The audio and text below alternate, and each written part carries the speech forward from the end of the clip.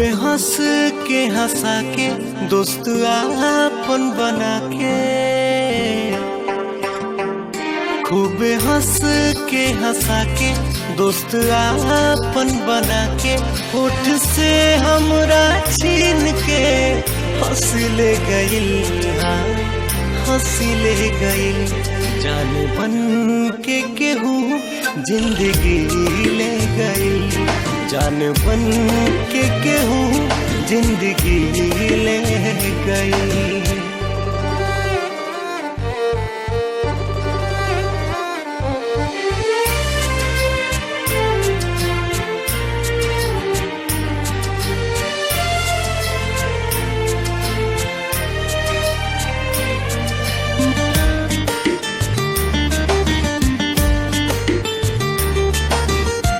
दिल के अरमान रोए हाय टूट टूट के, बाटे ई असर भला जाने कौना झूठ के।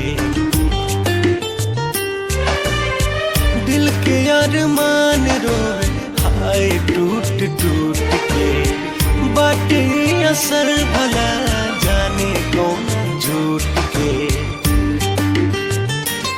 दुख दे के हमारे हर खुशी ले गइल, हाँ खुशी ले गइल। जान बन के केहू जिंदगी ले गइल, जान बन के केहू जिंदगी ले गइल।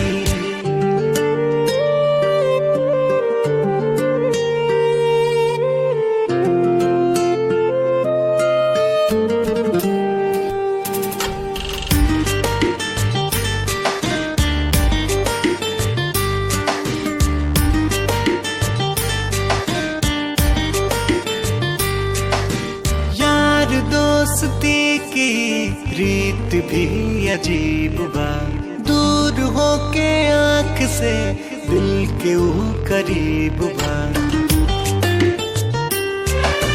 यार दोस्ती की रीत भी अजीब बा, दूर होके आँख से दिल के ऊ करीब बा।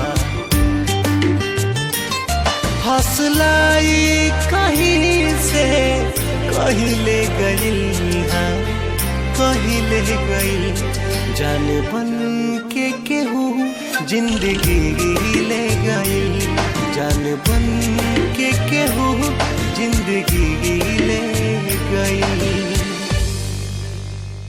होठ से हमरा छीन के हंस ले गइल, हाँ हंसी ले गइल। जान बन के केहू जिंदगी ले गइल, जान बन के केहू जिंदगी ले